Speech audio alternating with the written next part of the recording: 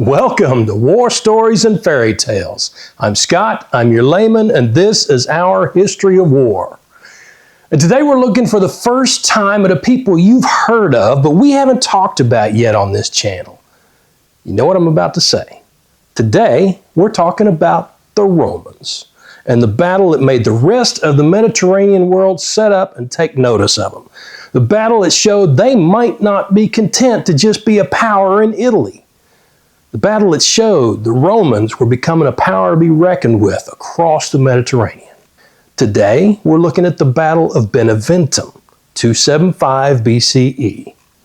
And before we get into the battle, I have a recommendation for you.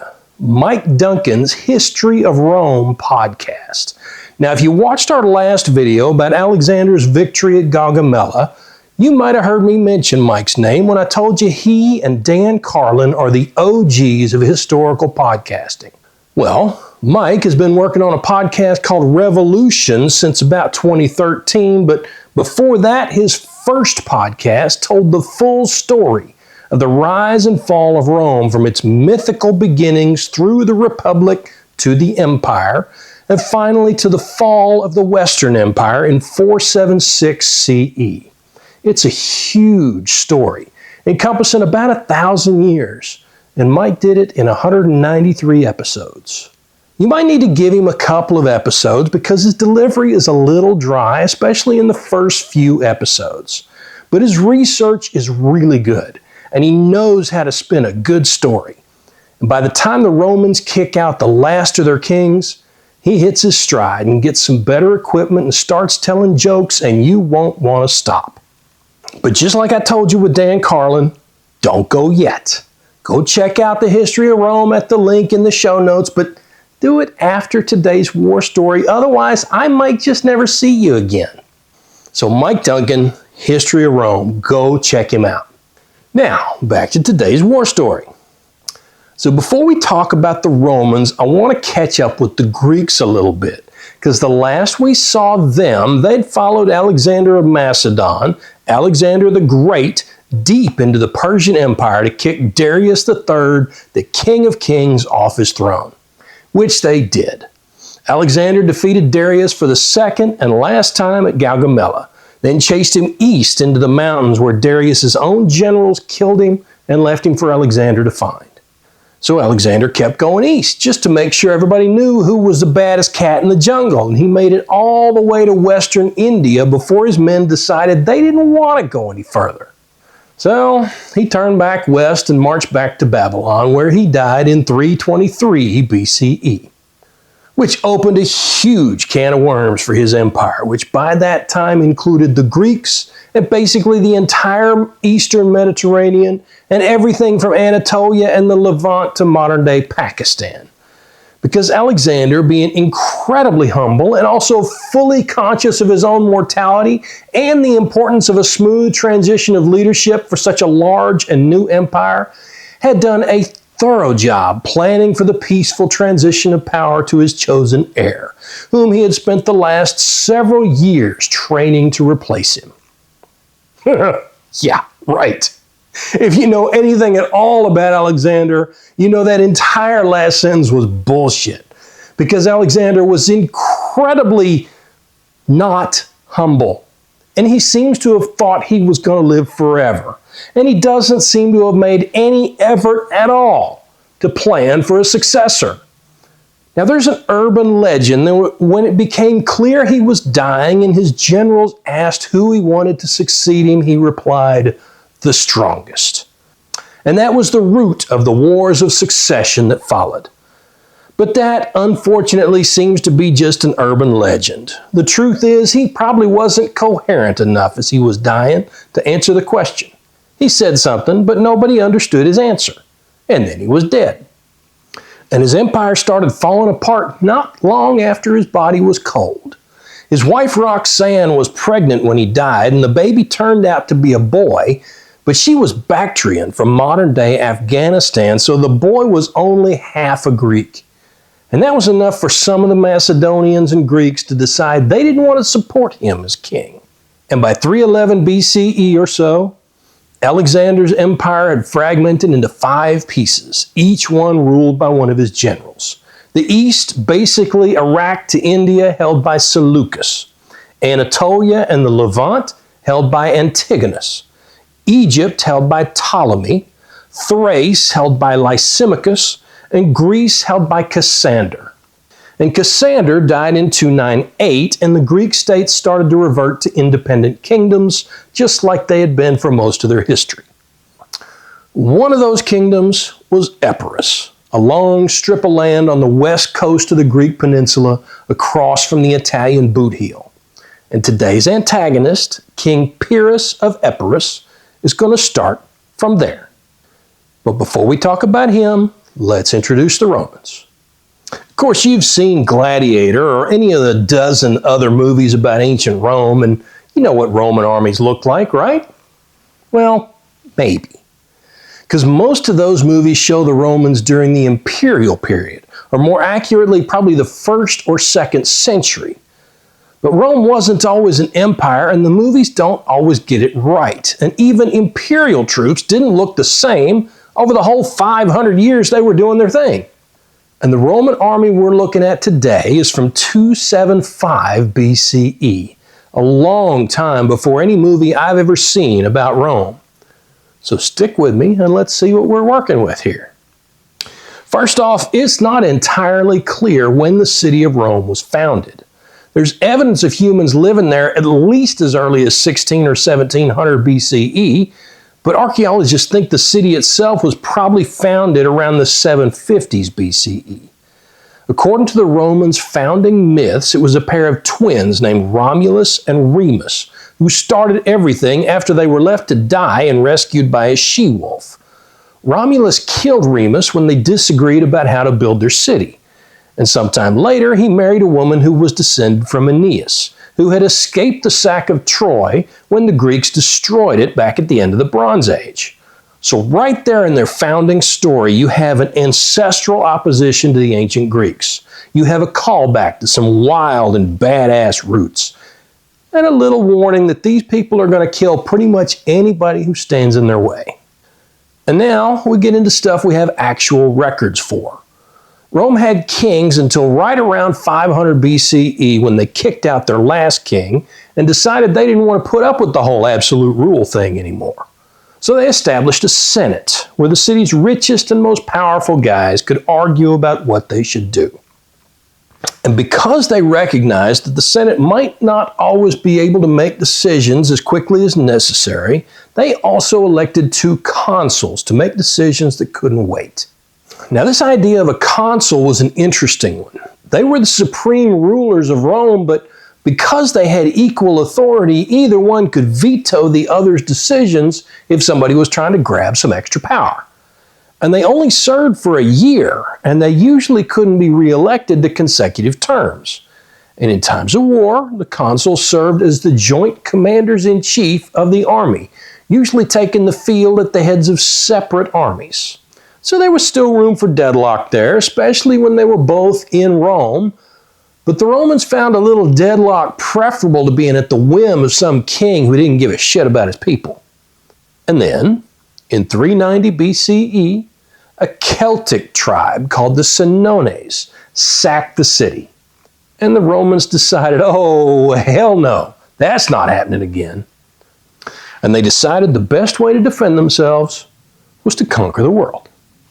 As you do. Well, they started in the obvious place, absorbing and conquering the tribes of the peninsula we call Italy today.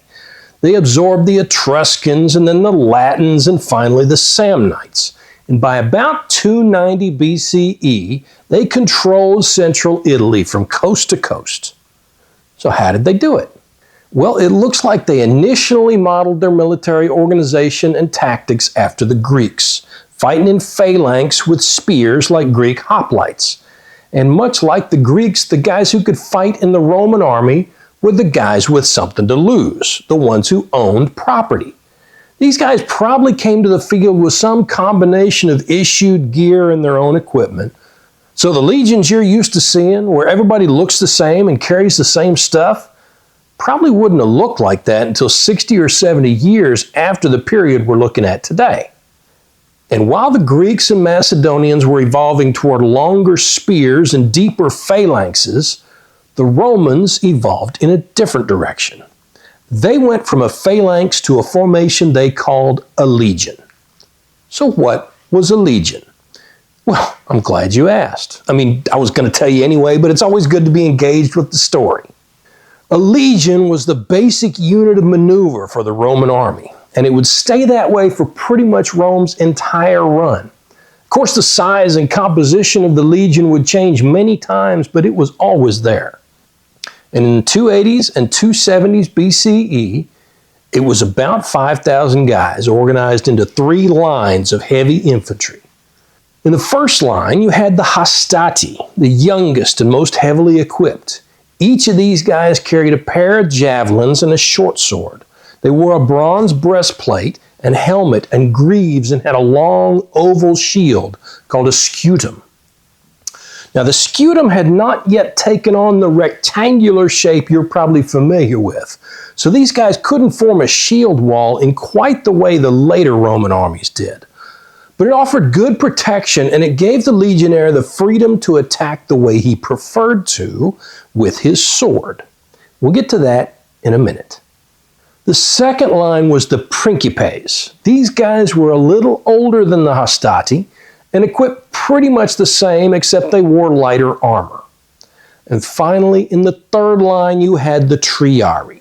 These were the veterans, the guys who had been there and done that, who knew what was what and could be trusted to hold steady pretty much no matter what was happening up front.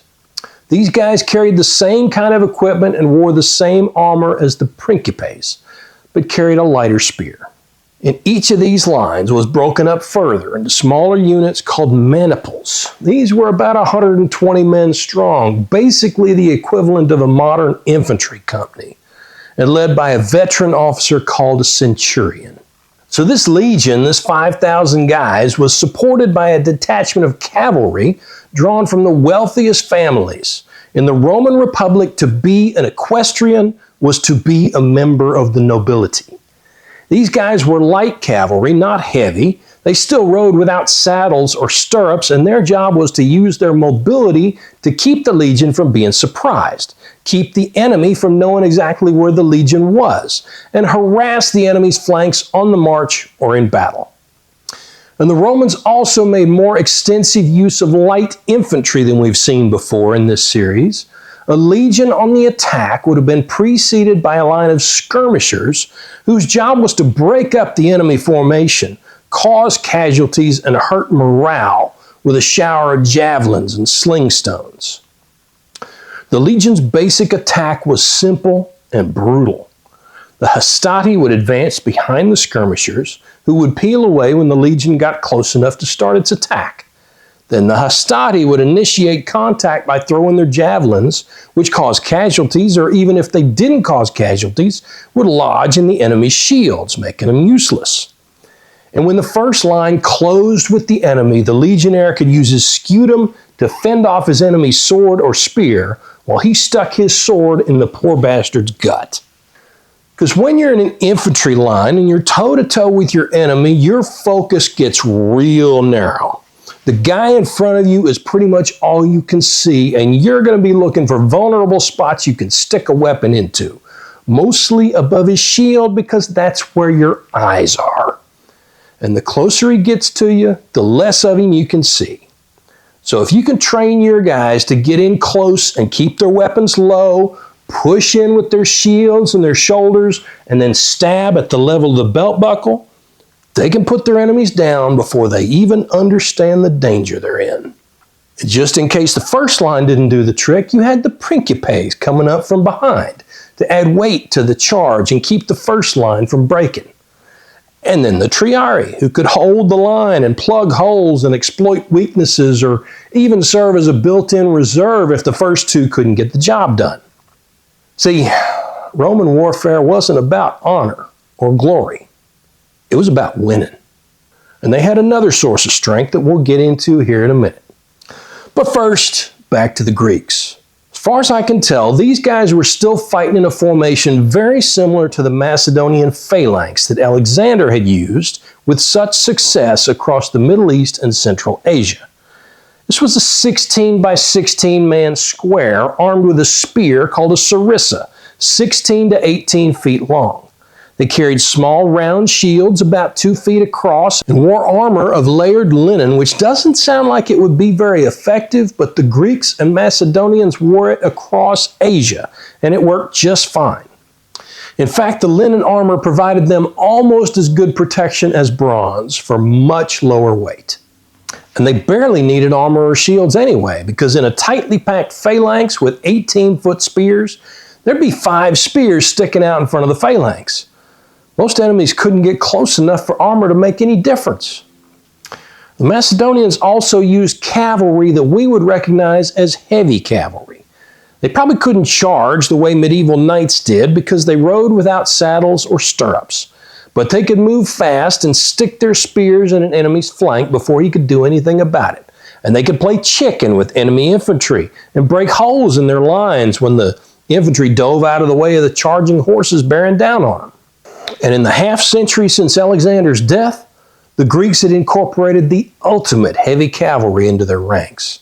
They brought elephants into their armies, using them to smash through enemy lines pretty much the way we use tanks today. And unlike horses, elephants don't have to play chicken. Unless you're standing behind some kind of fortification, that elephant is going through your infantry line whether you move or not. And Pyrrhus of Epirus was one of the guys who led those phalanxes and elephants. Now, Pyrrhus is an interesting character, historically speaking.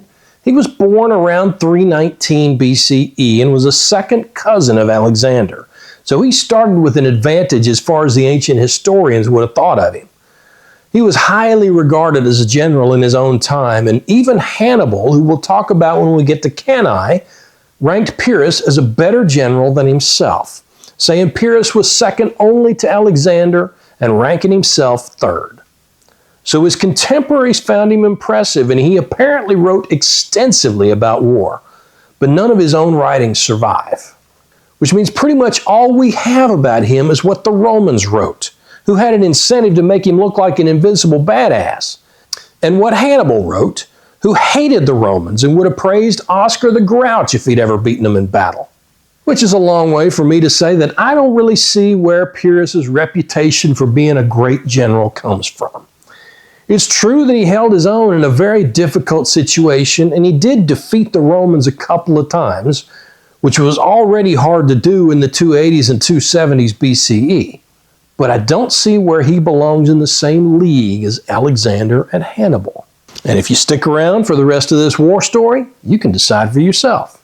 The BS meter for this war story is about a 7 out of 10. The battle happened, and we have names and approximate dates, but we don't even know how many troops each side brought to the field. I've had to make up most of the details. No shit, there they were.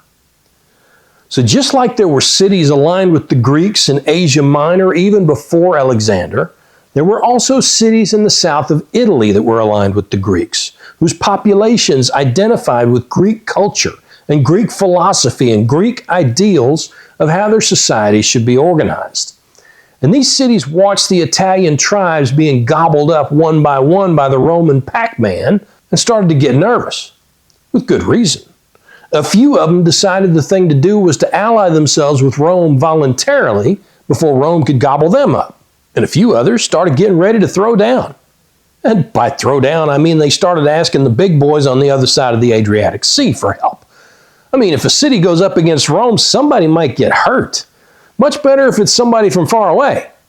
That way, if things go sideways, the city fathers can pretend they never even asked for help. They just wanted to be friends with the Romans all along. So it was in that spirit that the city of Tarentum, now Taranto, which sits on the west coast of the Italian boot heel, wrote to Pyrrhus, who ruled the kingdom of Epirus, just on the other side of the Strait of Otranto in southern Albania, asking him to protect them from the Romans. So Pyrrhus, who was also paying attention to the Romans and really needed a conquest to bring his reputation up into the same ballpark as his famous cousin, decided that was a great idea. And in 280 BCE, he landed in Italy at the head of an army of about 25,000, including 3,000 cavalry and 2,000 archers, and 20 elephants, which the Romans had never encountered before, at least not in Italy. He was a little surprised to learn the Tarentines expected him and his guys to do all the actual fighting, but fuck it. Okay, let's go. Well, the Romans had no intention of waiting for him to come after them. They had a standing procedure to engage enemies as far away from Rome as possible. Remember, they were conquering the world in self-defense. So one of the consuls for that year, Publius Valerius Laevinus, marched toward Tarentum, stopping to loot a couple of Greek cities on the way. The two armies met at Heraclea, and in spite of a pretty good numerical advantage, probably 40 or 50,000 Romans against 25 to 35,000 Greeks, the Romans lost. But it turned out the legion was a much better match for Pyrrhus's phalanx than he had expected, which is interesting when you think about the way the two formations fought. One of the great strengths of the phalanx was its ability to keep enemies at a distance. After all, an 18-foot sarissa can reach out and touch somebody a good 10 or 12 feet away. But as we saw earlier, the Romans like to get up close and personal, going shield to shield and stabbing low with their swords. You can imagine maybe a single swordsman being able to maybe push the spear points aside with his shield and close with the front rank, but trying to do that with a whole legion seems like a tough order and a recipe for high casualties even in victory. You would think the best the Romans could do against a formation like the Macedonian phalanx was an indecisive stalemate, where the Greeks can't push their spears past the Romans' big shields, and the Romans can't close with the Greeks the way they want to. In a case like that, most of your casualties are going to come from missile weapons like thrown spears, arrows, and sling bullets, and from the cavalry nipping at the flanks. But you're not going to have a decisive infantry charge, which means you're not going to see either side's infantry break and run, which is where most of your casualties would have come from in these kind of fights. Which could explain why the casualties in these battles were so relatively even, and why none of them were catastrophic or even particularly decisive. Anyway, after fighting all day, Pyrrhus finally had to deploy his elephants to drive the Romans off the field. And at the end of the day, casualties were pretty close. Maybe 15,000 Romans compared to about 11,000 Greeks. Now, if that sounds about right to you, remember a couple of things. One, Pyrrhus's army was smaller, so it was harder for him to take 11,000 casualties than it was for the Romans to take 15. And in ancient warfare, casualty figures are often much more lopsided. Most would be inflicted when the losers broke and ran, so you would expect the losers' casualties to be at least double those of the winner. But a W is a W, and showing that he could beat the Romans actually attracted some reinforcements to Pyrrhus's army from the Greek cities. So his numbers swelled to somewhere between 40 and 50,000, and he decided to exploit his victory by marching on Rome. But remember, we said the Roman Republic had another source of strength that was probably more important than their actual capacity to fight. Here's where we get into it. The Romans were stubborn as fuck, and they could always put another army into the field. Even in the face of more than one catastrophic defeat against Hannibal in the Second Punic War, which we'll get to in another war story, the Romans showed an amazing ability to just take punches and keep fighting. And that's what they did here. The other consul for the year, Tiberius Coruncanius, marched another army out between Pyrrhus and Rome. And with Coruncanius in front of him and Laevinus still behind him somewhere, Pyrrhus decided his best bet was to head back to Tarentum for the winter. But he was back at it in the spring of 279 BCE, and he marched north again and fought a second battle against the Romans at Asculum. This time both consuls marched with the same army. But it didn't make any difference. Pyrrhus won again, and again the casualties were much too close to even for him to be comfortable with. Probably 6,000 or 7,000 Romans against 3,500 or 4,000 Greeks and allies. Pyrrhus is supposed to have said after the battle that another victory like that against the Romans would ruin him. And if you've ever heard of a Pyrrhic victory, a victory that was almost too expensive to keep going, yeah, the Battle of Asculum is where that comes from. So Pyrrhus backed off for another year. But it turned out his way of running a war was pretty heavy-handed, and by 278, his allies were getting sick of his shit. Remember how we talked about they really didn't want to do much of the actual fighting. They just wanted him to do everything for them. So he decided to take a quick little trip across to Sicily and see if he could liberate the Greek cities there from the Carthaginians, another rising Mediterranean power. And once again, we'll hear more about them when we do the Punic Wars. Pyrrhus actually had more success in Sicily than he had in Italy, and by 275 he had liberated most of the island from Carthage. But just like in Italy, the Sicilian Greeks were tired of his shit.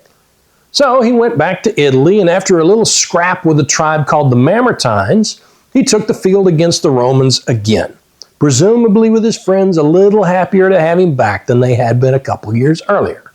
And he gathered his allies again, and he headed out again looking for the Romans. And this time he was going to leave no question about it. He was going to kick the Romans' asses. Which was just fine with the two consuls for that year, Lucius Cornelius Lentulus Caudinus and Manius Curtius Dentatus. Each took to the field with a consular army when they heard Pyrrhus was back and looking to throw down. And here's where things get frustrating, because we don't know the size of any of these three armies. We don't know how many guys Pyrrhus had left from his original force, or how many allies he had managed to attract. And we don't know how many guys Caudinus had, and we don't know how many guys Dentatus had. So we have to make some educated guesses. We know that at Heraclea and Asculum, the Romans fielded between 40 and 50,000, and Pyrrhus fielded between 25 and 35,000. We also know that the Greek cities of Italy were split on the subject of whether or not Pyrrhus should stick around. Some thought they should join the Republic, and some were still on Team Greeks, but quite a few of those thought Pyrrhus was an asshole and didn't want to work with him anymore. So we're going to have to assume Caudinus and Dentatus are out there with about 25,000 guys each. And Pyrrhus has brought 20,000 back from Sicily and managed to recruit 5,000 more from the Greek cities. And there's no way he has more than 10 or 15 elephants left, probably closer to 10. Those guys would have been hard to replace. So we have three armies of more or less equal strength, which means Pyrrhus was facing a hard fight at best. And the way the last two battles had gone, he knew he could take on the Romans, even if they had the advantage in numbers over him, but very few generals in history would have welcomed 2-to-1 odds in the enemy's favor. So his best bet was to defeat him in detail, which means he needed to turn his main force against one of the consular armies, spank it, and then deal with the other one. If he let them combine their forces, he was in for a hard day. And the consuls knew it too. See, they didn't know quite where Pyrrhus was or how many men he had, so they'd split up to look for him. Caudinus had swung south toward the Sole of the Boot, while Dentatus had set up a fortified camp in central Italy near the town of Beneventum. It's possible that they were working together, with Caudinus trying to drive Pyrrhus up toward Dentatus and catch him between them. But I haven't been able to find any information on their intentions or their strategy, so that's just a guess based on their locations. It's also possible they were acting independently, each one going near where he thought Pyrrhus would be and sending out scouts until he could find him, and each one hoping to be the one who could claim victory at the end of the campaign. But whatever they were trying to accomplish, Caudinus was in the south and Dentatus was near Beneventum. Now, when you're going for defeat in detail, you have to make sure the other parts of your enemy's forces, the ones you're not attacking, aren't going to figure out what you're up to and move against you. Ideally, you can do that by moving quickly and stealthily so that they don't know what's up until you've already kicked their ass. But that's usually too much to ask, so you'll want to use cavalry screens or feints to confuse them about your intentions, or blocking forces to keep them from coming after you, and probably some combination of these. So let's define those terms real quick. A cavalry screen, which you'll also hear me call a cav screen, is a line along which you deploy your cavalry with the mission to not allow the enemy to see what's going on beyond it. They'll use their mobility to find and attack scouts that try to cross the line. And they can also attack small units that come through. A determined push by a large unit will break the screen, so you may want an infantry force in a blocking position somewhere that can keep the enemy from getting too far. A feint is an attack against your enemy, but it's not intended to be decisive. Instead, it's designed to draw your enemy's attention where you want him to look, so hopefully he doesn't look towards your main effort. There's a similar maneuver called a demonstration, which is basically the same thing except a feint makes contact, while a demonstration does not. You can execute a feint with cavalry or infantry. Cavalry has a mobility advantage, of course, and might be able to strike from multiple directions so the enemy doesn't know where the next attack will come from. But if your attacks are too light and your adversary knows what he's doing, he might figure out what you're up to. So a heavier attack involving infantry will be more convincing in most cases. And finally, a blocking force is just what it sounds like. A force whose mission is to stop the enemy from going somewhere you don't want him to go. This is going to be a heavy force, and they're going to want to occupy a choke point, like a river crossing or a bridge or a defile of some sort, and hopefully fortify it because the blocking force will always be smaller than the force you're trying to block. And as we mentioned above, you could use a blocking force in conjunction with a cav screen or a feint, hoping to bait the enemy into attacking your blocking position instead of looking around for your main force. And unfortunately, we don't know just what kind of force Pyrrhus sent to keep Caudinus from turning north. It was probably some combination of cav, screen, and blocking force, and there's quite a bit of high ground between southern Italy and Beneventum, so blocking mountain passes would have been relatively easy. So we're going to say Pyrrhus sent his 5,000 allies to block Caudinus, plus a couple hundred trusted cavalry who could screen him from the north and head back to warn Pyrrhus if the allies proved untrustworthy and didn't do their jobs. And then he headed north toward Beneventum to negotiate with Dentatus. And it looks like he got close without alerting Dentatus, or at least not enough to get him to leave his camp. And when we say camp, it's important to make it clear that Romans did not screw around with military camps. This was no cleared space full of tents with maybe some tree trunks and ditches around the perimeter. These guys had been there for several days at least. So this would have been a well-organized, well-fortified mini-city. It sat on the other side of a river from Pyrrhus, and it would have had a ditch and a palisade or a wooden wall. And it would have had ramparts where sentries could watch for trouble from elevated platforms. Remember that because it's going to be important later.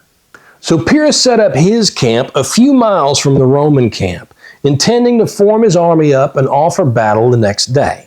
And in preparation for that, he sent part of his force through the woods toward the Roman camp. His plan was probably for that forward element to hide in the trees until the Romans passed on their way to engage his main body, and hit him in the ass when they were committed to the attack. But it didn't work out the way he wanted it to. And this is an example of the kinds of things that can go wrong when your plan is too complicated. Because the flanking force he sent forward got lost in the woods. The allies who promised to guide him maybe weren't as good friends to Pyrrhus as they said they were, and they maybe didn't lead him on the most direct paths. Or they lost their way themselves and didn't know the woods as well as they said they did.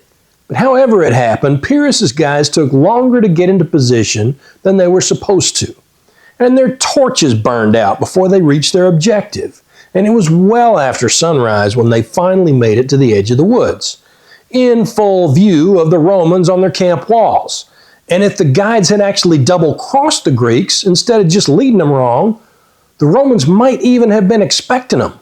But however it happened, they had blown the element of surprise. Shit. And now the Romans had a chance to do what Pyrrhus was trying to do to them, defeat him in detail. A chance they didn't waste. They came out of their camp, they formed up, and they attacked the flanking force, driving the survivors fleeing into the woods. So there goes another 5,000 of Pyrrhus's guys, probably not all dead or wounded, but the ones who still had any fight left in them would have had to trickle back to the main body in dribs and drabs, and possibly join up with units that didn't know him. And the Romans, smelling victory, turned and headed for Pyrrhus's main body. But it does say something for Pyrrhus's generalship, or for the quality of his troops, or both, that even though the Romans outnumbered him by quite a bit by this point, they just couldn't roll over him. Or maybe Dentatus didn't know what the hell he was doing, or he got in a hurry, or he let his troops get in a hurry. Those are possible, although we know he had other victories both before and after this fight. So he probably did know what he was doing. Or, the most likely, he formed up and attacked properly in good order, and Pyrrhus had to deploy his elephants to save his army. We do know the elephants came into play during this phase of the battle, but it's not clear to me whether it was an organized counterattack or a desperate charge to keep the phalanx from breaking. But the elephants charged, and they did what they were supposed to do, and they broke the legion. And Dentatus's troops lost their nerve and hauled ass back toward their camp, with the Greeks on their heels. And it looks like even if his men lost their heads, Dentatus kept his. Because as they got close to the walls, he started hollering at the guards he had left on the ramparts, ordering them to start throwing their javelins at the elephants. Because he knew how close he had been to victory. And he knew if he could get his men under control and form back up and somehow take the elephants off the board, well, if he could do that, he could maybe just pull out a W here. And a win against Pyrrhus was something no other Roman general had managed. So the guards threw their javelins at the elephants. And here's the thing about elephants. I mean, I've never commanded elephants in battle myself, but here's what I understand about them anyway. Elephants are the biggest, baddest critters in their environment. There just aren't many things that can hurt an adult elephant. So when they encounter something that scares them or hurts them, they lose their shit. And the polite suggestions of the little dude sitting on their back, the guy who's supposed to be, in control, yeah, he might as well not be there. They're going to run where they run and kill who they kill. And if you can maybe catch up to them later and invite them back, that's about the best you can hope for. And the other thing about elephants, family means a lot to them. Kind of the same way it meant a lot to the Godfather. There's not much an elephant won't do to protect his family. And I'm going to give you a quick content warning here. If you're squeamish about violence toward animals, you might want to skip forward 15 or 30 seconds. Because we're about to go into a little more detail than we have so far. It's not anything graphic, but you might find it disturbing. I'll put this cute elephant picture up right here, and I'll take it down when we're finished. And I'll just give you a few seconds before I continue.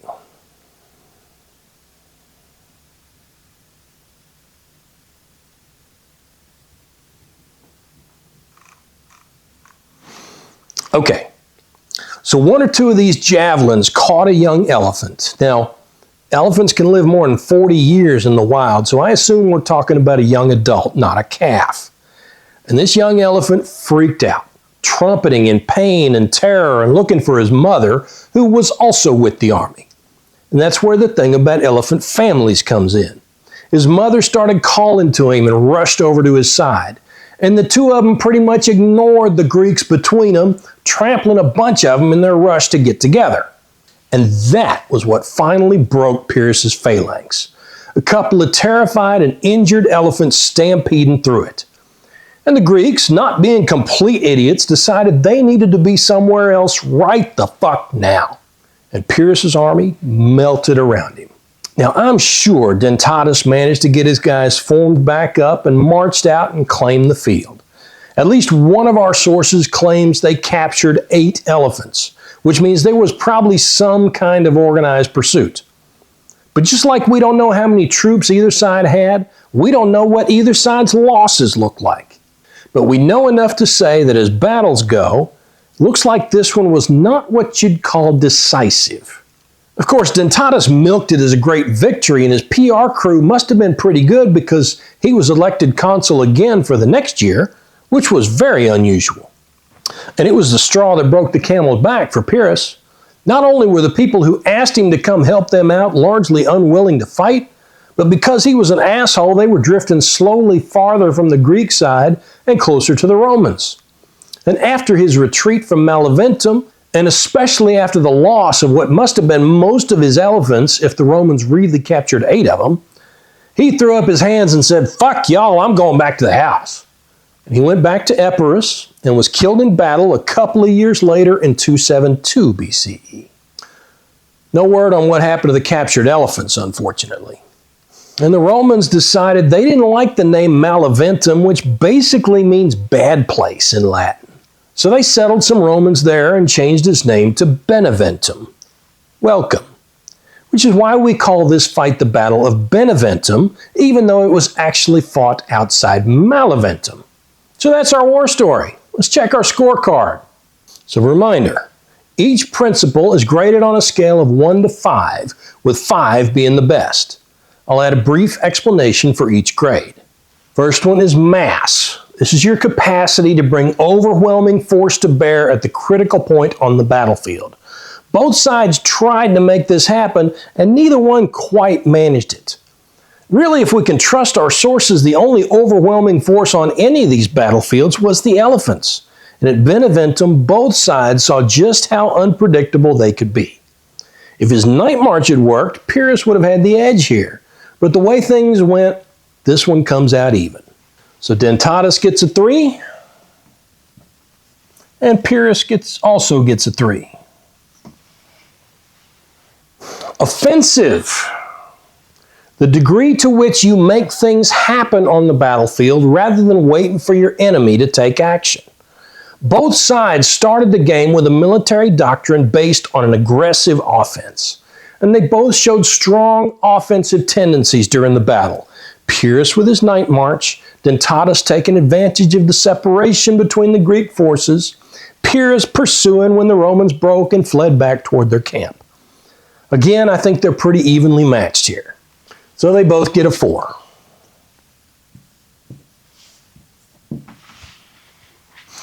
Surprise! Doing what your adversary doesn't expect.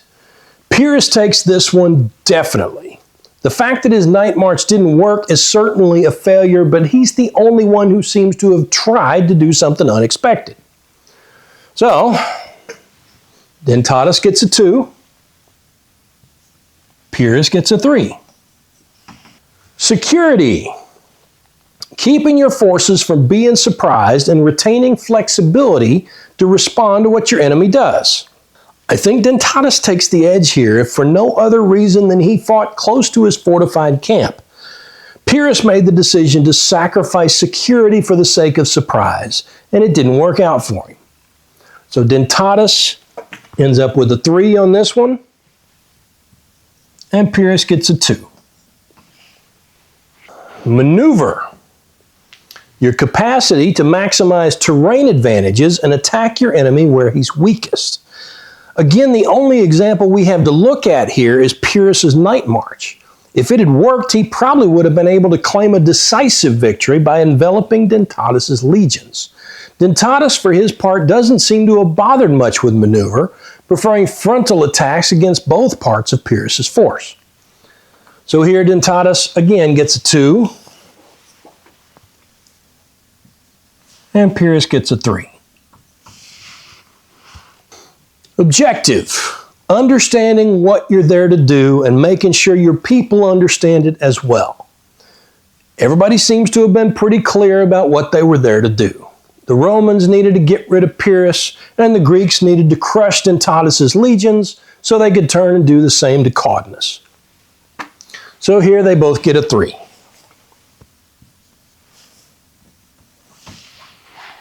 Unity of command. Every soldier on the battlefield should be taking their orders from a single person, represented by a clearly defined chain of command. I don't see any evidence here that either side was confused about who was in charge. It turned out the elephants didn't care, but we probably can't blame Pyrrhus for that. So they both get a 3.